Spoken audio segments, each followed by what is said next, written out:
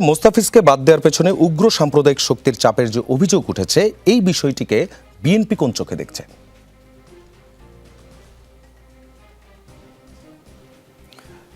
দেখুন, এটা তো একটি ইভেন্ট, যে কারণে বিএনপির সরাসরি অফিসিয়াল পজিশনটা আমি এই মুহূর্তে বলতে পারবো না, বা আমার হয়তো বলাটা উচিত হবে না। কিন্তু আমি বিএনপির যে সামগ্রিক যে পররাষ্ট্রনীতি, সেই পররাষ্ট্রনীতির আলোকে এই ধরনের ঘটনাকে আমরা কিভাবে বিশ্লেষণ করতে পারি সেটা আমরা হয়তো বলতে পারি।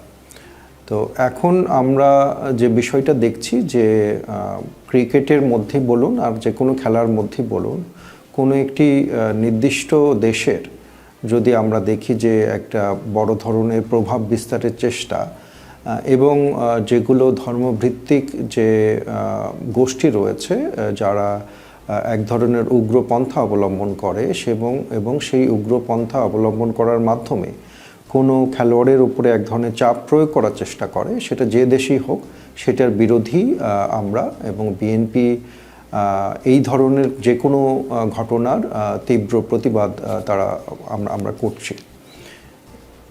আরেকটা বিষয়, সেটা হচ্ছে এই ইস্যুতে সরকারের যে অবস্থানটা আপনি দেখলেন, কঠোর যে অবস্থান, এটিকে কি কূটনৈতিক সাফল্য বলবেন নাকি আবেগের বশবর্তী হয়ে নেওয়ার সিদ্ধান্ত বলবেন?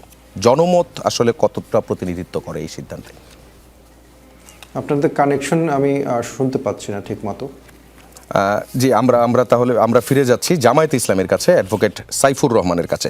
আপনার কাছে প্রশ্নটা হচ্ছে, আপনি তো নিশ্চয়ই আলোচনার বিষয়টা শুনেছেন, সেটি হচ্ছে এই যে খেলাধুলা সংক্রান্ত বিষয়ে সরকারের যে সর্বশেষ যে সিদ্ধান্ত, মুস্তাফিজ ইস্যুতে সরকারের প্রতিক্রিয়া এবং বিসিবির যে সিদ্ধান্ত যে টি-20 বিশ্বকাপে ভারতে মাটিতে যে বাংলাদেশ খেলবে না, এবং তারা আবেদন করেছে যে অন্য কোথাও এই ভেন্যুটা স্থাপন করার জন্য, এবং আমাদের সহকর্মীও বলছিলেন যে সম্ভবত সেটাই হচ্ছে, অন্য কোথাও ধারণা করা হচ্ছে শ্রীলঙ্কায়।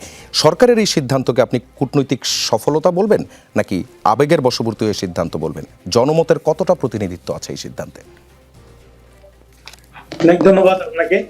আসলে খেলাধুলার ভিতরেই থাকাটাই ছিল উত্তম, এবং এখানে ভারতের ইন্টারনাল একটা রাজনৈতিক খেলাটা মূলত আমাদের বাংলাদেশের উপর ছাপিয়ে দেওয়া হচ্ছে ক্রিকেটকে কেন্দ্র করে। আপনি দেখুন, আইপিএল এ বাংলাদেশি প্লেয়াররা বহুবার খেলেছে এবং একইভাবে ইন্ডিয়ান প্লেয়াররা প্রতিনিয়ত বাংলাদেশে খেলে, কিন্তু এই মুহূর্তে কেন এই ভারতীয় সরকার আমাদের একজন প্লেয়ারের নিরাপত্তার বিষয়ে এত উদ্বিগ্ন তারা হলো? আসলে আমি যদি এটাকে অন্যভাবে বিশ্লেষণ করি, তাহলে খেলাধুলাতেও তারা কিন্তু ইন্টারনালি এটাকে একটা রাজনীতিকরণ করেছে। হয়তো মোস্তাফিজ যে দলে খেলবে সেই দল জিতে যেতে পারে, এরকম একটা আশঙ্কা রাজনৈতিক খেলা হিসেবে বাংলাদেশের দিকে ছুড়ে দেওয়া হয়েছে। আমি তো মনে করি এরকম একটা কিছু সেখানে হয়তো ইন্ডিয়ান গণমাধ্যম প্রকাশ করবে, আমি আশা করছি। কিন্তু বাংলাদেশ সরকার বা আমাদের সরকারের একটা প্রতিক্রিয়া অথবা বিকল্প খেলার জায়গায় প্রস্তাব দেওয়া, এটাও একটা রাজনৈতিক প্রক্রিয়ার অংশ। এখন আমার মনে হচ্ছে মূল গেমটা কিন্তু ভারতের হাতে, তারাই এখন সিদ্ধান্ত দিবে আসলে মোস্তাফিজের ইস্যুটা কি পলিটিক্যাল কোনো ইস্যু, নাকি এটা সিকিউরিটি সংক্রান্ত কোনো ইস্যু, নাকি তাদের ইন্টারনাল কোনো এই যে আইপিএল এর যে গ্রুপগুলো আছে তাদের রাজনীতির একটা পরিণতি। তো এই বিষয়গুলোর জন্য আমার মনে হয় আরেকটু অপেক্ষা করতে হবে।